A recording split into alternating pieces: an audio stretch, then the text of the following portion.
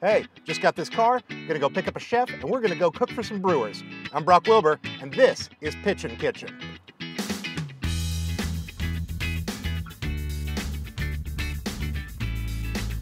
Today we're heading down to pick up head chef and co-founder of EJ's Urban Eatery, Chef John Smith. How you doing, Chef? Good. How you doing? Real good. Let's do it. All right, let's do this. Welcome to Pitchin' Kitchen. I'm Brock Wilbur. This is my usual assistant, Joe. Hi. And today we've got a special chef with us. Chef, why don't you tell people your backstory, who you are? Hi, I'm John Cedric Smith, the chef and co-owner of EJ's Urban Eatery. I've been cooking for about 23 years now. Okay. I've cooked all over. I'm from Chicago originally, so I started cooking there and then went to Paris and London and then came back to Chicago and moved out here in 2008. Opened up 801 Chop House and opened up the Jacobson and Pig and Finch, and then decided to do my own thing, you know. What's your specialty? So we do our rub is different. We have espresso beef and coffee in our rub. Our barbecue sauce is white. It's not red, you know. So it's just like just trying to be look different. All right, we're gonna grab some meat. All right, let's do this.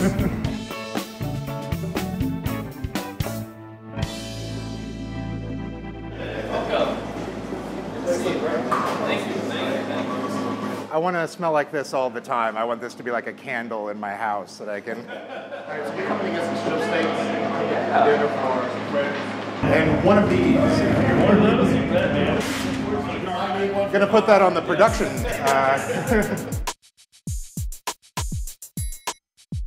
I kind of don't want to leave.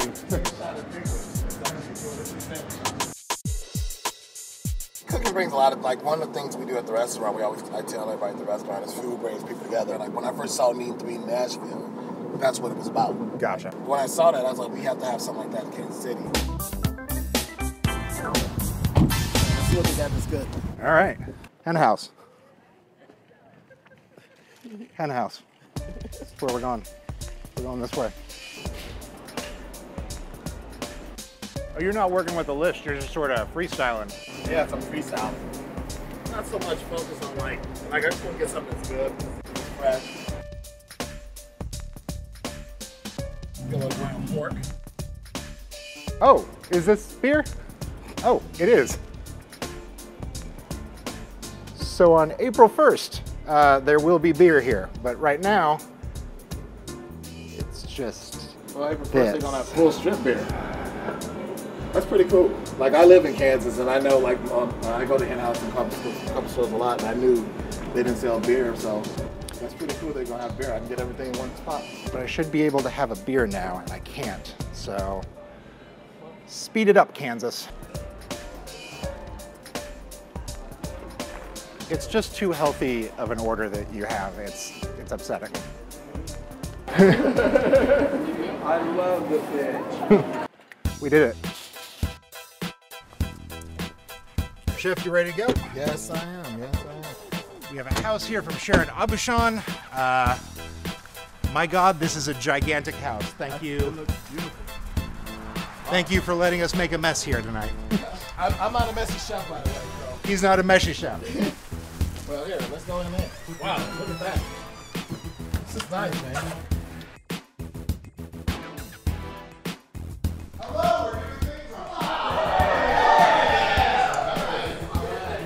Tonight, we're cooking for a bunch of brewers from some of KC's top breweries.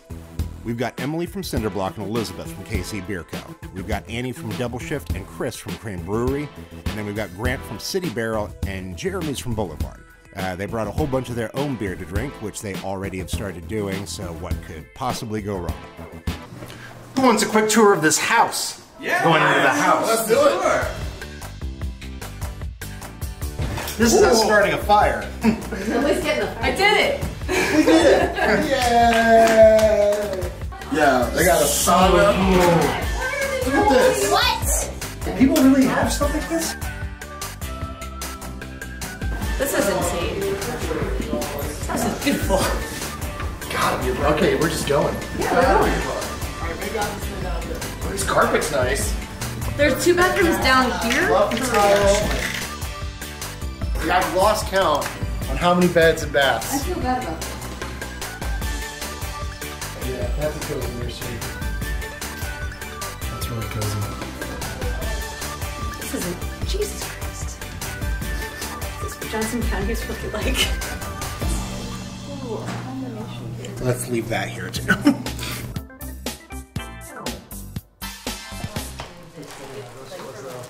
Start the roast of the veggies separately. Okay. So the Brussels sprouts gonna roast separately. The turnips gonna roast separately. Just because so they all can be, we can put them together and have them all warm up at the same time. All right. We have our steaks over there. Those are gonna be the last thing I put on and cook. Plus we got our secret ingredient. Oh, sure. Yes. I don't know if you've heard from the audio, but we have a whole bunch of brewmasters here. And they all brought their own product, and that's why everything's quite loud. So next, what we're gonna do, this is our, at the restaurant at EJ's, we're known for our espresso rub, which we use for our espresso rub smoked That brisket. does smell like coffee. Yeah. I have had this. Oh my.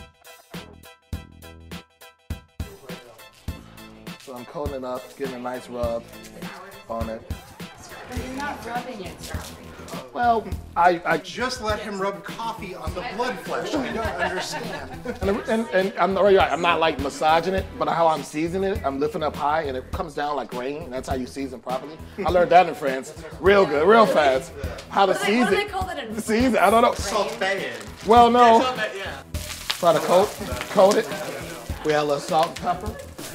We're gonna do the same thing with these. We're gonna season it. I want to get some slow-mo of you flipping that.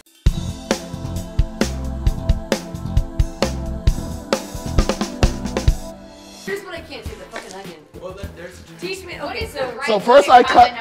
yeah, tell. So first I cut this off, the tip, and then What about the other? I leave this on. This is what holds the onion in place. Okay, here's So I can cut.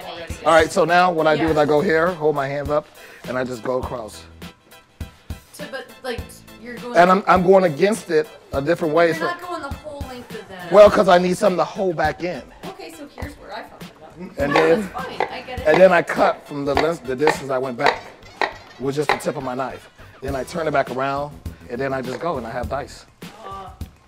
This is like close-up magic. This is the basic stuff.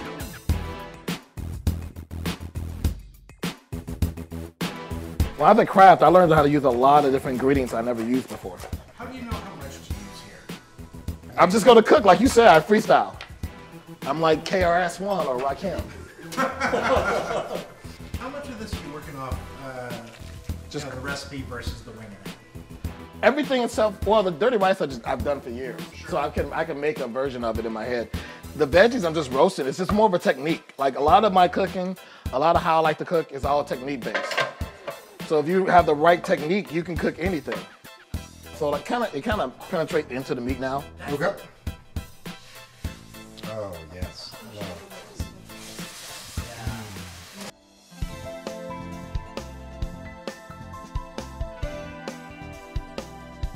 I'm doing them low enough that I want to get a sear, and I'm gonna finish them in the oven. We're gonna cook them about medium rare. So this is ready, and I'm gonna put this right in Oh. with all the goodies. Like we've been watching this entire meal be put together, and now it's like, oh well, what beer do you want? And I don't want us all to panic and then pick something stupid, like a bunch of turds. Yeah. Two of us came prepared for our quads. That's true. Okay. Not everyone makes a quad. Why not? Just do it. All right, so I'm gonna start cutting meat because that's almost done.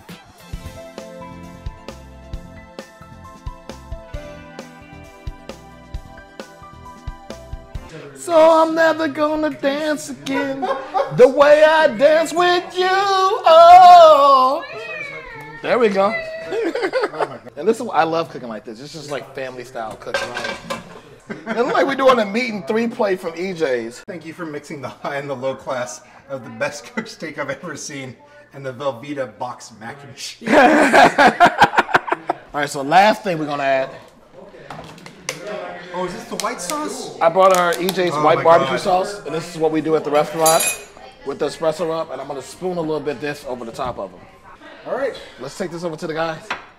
We brought a little EJ's out here. Oh my god. You all have a meat and three pretty much in front of you. Oh my god. Oh, God, perfect. This is so good. What have you done? I know, I was gonna say. Where does the white sauce come from? Tradition, like the traditional stuff we have is phenomenal, but at the same time, for my, trying to make us step out a little bit, I want to do something a little different. Did we already cover what's in white barbecue sauce? I won't tell all that, Mike. I mean, like, even like a... He said it's a secret. Listen!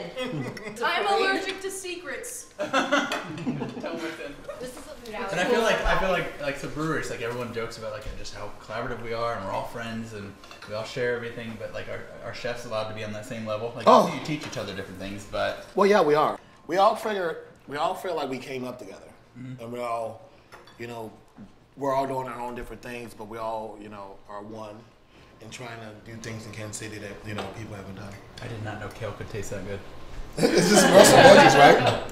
The technique, like I said, the techniques is very important to me, and techniques is very important in like cooking like this. It's just, it don't have to be the most expensive thing, but if you have good techniques with it, it'll turn into something good and special. You guys are all brewmasters from around here. What do you pair with this? What do you guys make that you think goes with this meal? Well, I brought Bourbon Barrel Quad intentionally. I was excited about that with the espresso rub, and I think beers that have like caramel malt or brown sugar character go great with meats that are grilled because you get that same caramelization.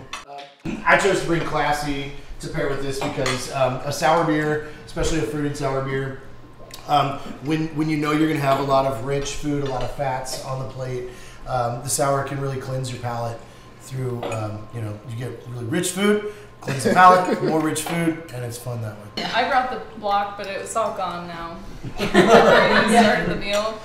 The chef and I talked a lot about like what makes KC barbecue stylized. You guys are all here. What makes KC beer stylized? What defines what you think the city represents? I don't know, for us, we enjoy doing the farmhouse ales because I feel like those European ales of farmers and laborers and workers translates well to the Midwest. If you can make a good, plugged in on Boulevard, if you can make a good wheat beer, that's totally a regional Kansas City beer. In the same way that you wouldn't say, I made you guys the saltiest steak. A lot of us wouldn't say, I made you the most bitter beer in the country. You want something that people can come back to and have more than one of. In the same way that you'd have one bite of that steak and be like, yep, it's salty. You're right. So I think... Was it salty? No, it's perfect, dude. No. I wasn't saying you made it. No. I didn't mean to make like example. Right, no. I think we're kind of sensible in the Midwest. And we are. As the beer scene in Kansas City grows, more out there flavors have their own. Yeah. But it's still important to make approachable normal beers while still making out there beers too. No, the steak is not salty. I was just like, no. I'm like tasting it, like, no. Like, it's not salty. Apologize just a little bit more. Hey, look. It is that good. That's a good segue. Everyone here is about to join the Clean Plate Club. So, as a brewer, the way that I will unintentionally gauge another brewery is how well they make their lightest beer. If they can execute well a Pilsner or something that doesn't have a whole lot to hide behind, as a chef, do you have a food or something that you look to see if that chef knows their shit? You don't know how hard it is to make one dish 1,000 times perfect. I can use the Rieger as a best example. When I go to the Rieger, I get a Rieger pork soup. Oh, fuck yes. If I had to marry a soup, it would be that. You know why? Let's all go around and talk about what soups we would make. I know. Can we have a coexisting with the soup? But Howard makes sure everyone knows how to make that soup the same exact way. That soup is his standard. And everybody that comes through that kitchen knows how to make that soup the exact same way. That shows right there, that's trust. That's another thing. If you can do simple things right, then everything else is just, it comes naturally.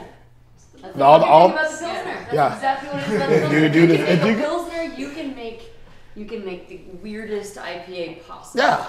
But if you cannot make a Pilsner, then maybe you don't really know. Yeah, yes, and that's why technique is so important to me. It's like, if you don't know how to trust a chicken and roast it right for me, why would I trust you with Wagyu beef? Why would I trust you with foie gras? Why would I trust you with all these other high ingredients if you can't give me a chicken right?